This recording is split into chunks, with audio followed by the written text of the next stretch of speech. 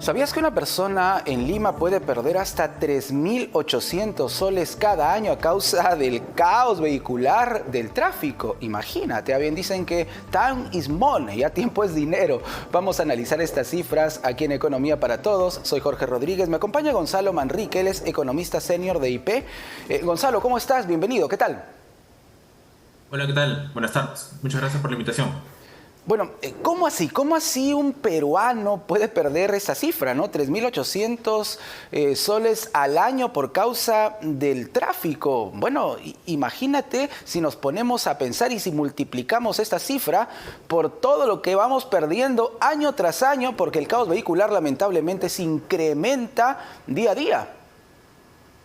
Sí, recordemos que Lima, según el análisis de TomTom, que es una empresa que mide el tráfico en varias ciudades a nivel mundial, Lima es la segunda ciudad con mayor tráfico en el mundo. Para recorrer, por ejemplo, 10 kilómetros en la capital, según lo último que ha reportado el Banco Central, nos demoramos más o menos 28 minutos, que es mucho más de lo que una persona se demora en capitales similares en América Latina, ¿no? Como Santiago, Buenos Aires.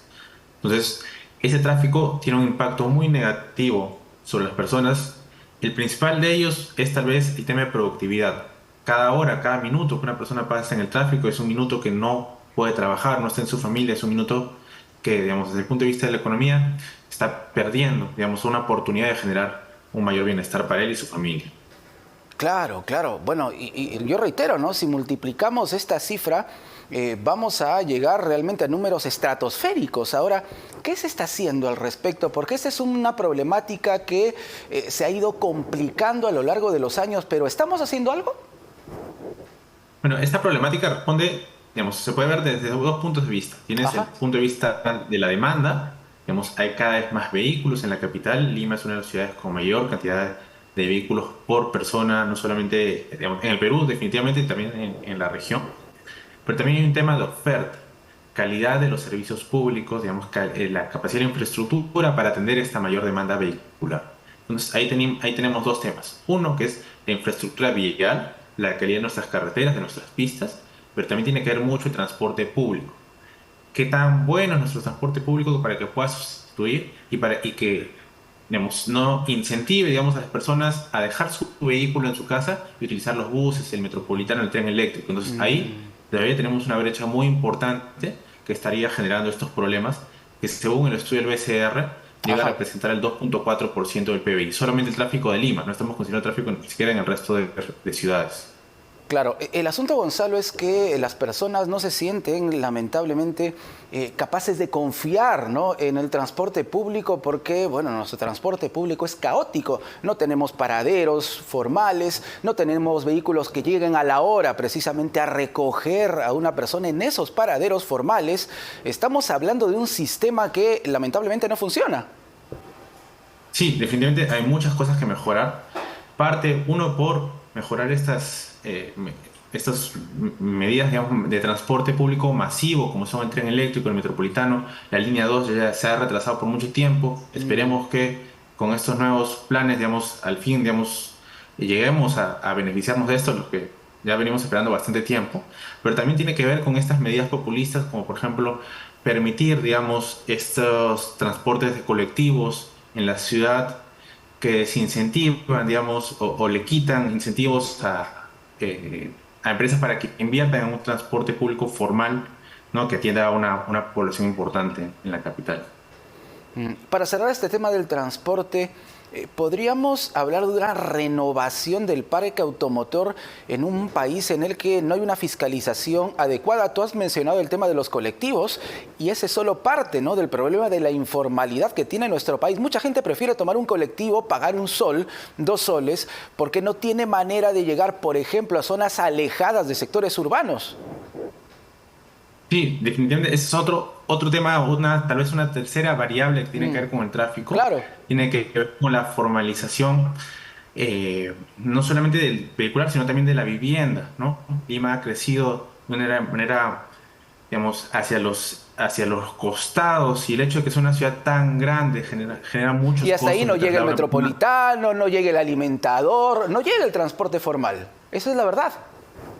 Exacto, entonces tenemos varios retos que superar. Y para ello, en realidad, necesitamos lo que nosotros siempre recomendamos desde el IPE, que es una mayor inversión, inversión en este caso en infraestructura vial, inversión en transporte público masivo que permita atender esta demanda creciente de movilidad. Correcto. Gonzalo, queremos también tocar otro tema que tiene que ver con nuestra economía. Recientemente, y como una suerte de regalo de fin de año, la presidenta Dina Boluarte anunció el incremento de la remuneración mínima vital.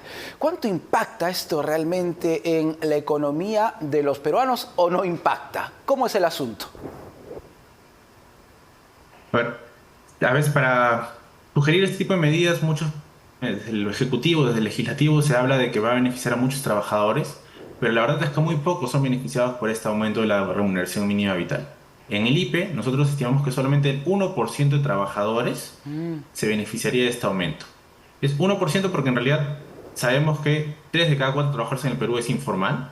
Estos son informales que no se van a ver beneficiados por el aumento de la remuneración mínima vital. Y el resto son formales que o son independientes, es decir, no cuentan con un salario, y el resto, si son dependientes, ganan mucho más estos 1.130 soles que se han establecido. Y Para no se verían entendernos entonces, beneficiados. solo el 1% de toda la masa laboral, solo el 1%, va a beneficiarse de una u otra manera con este incremento de la remuneración mínima vital. Exacto, solamente el 1%.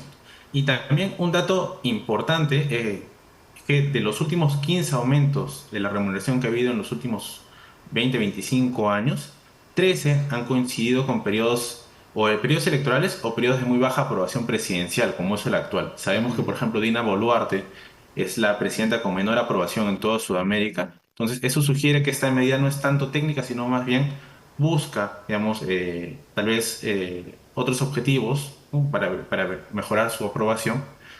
Entonces, el impacto no es el adecuado. Claro, muchos han advertido también, ya que hablábamos de la informalidad en el transporte, también hay muchísima informalidad en el ámbito laboral. Y muchos advierten que una medida como esta podría incidir, lamentablemente, en el incremento, ¿no?, de la informalidad. Exacto. Nosotros desde el IPE analizamos lo que pasó en el 2022, Ajá. en el reciente aumento que hubo en ese año, y encontramos que entre los jóvenes eran los más afectados. El 28% de ellos pasó de la formalidad a la informalidad, más del doble de lo que había pasado en años anteriores. Entonces, eso sugiere que estos aumentos, que no están basados en criterios técnicos, tienen impactos negativos, contraproducentes contra lo que en verdad quieren lograr. Ujú. Finalmente, Gonzalo, a nivel general, desde el IPE, ¿cómo observan este año 2025 para el bolsillo de los peruanos? Bueno, este año esperamos que sea un mejor año que en el 2024. Nosotros esperamos que el PBI crezca 3%. Este año en realidad esperamos que crezca 3,2%.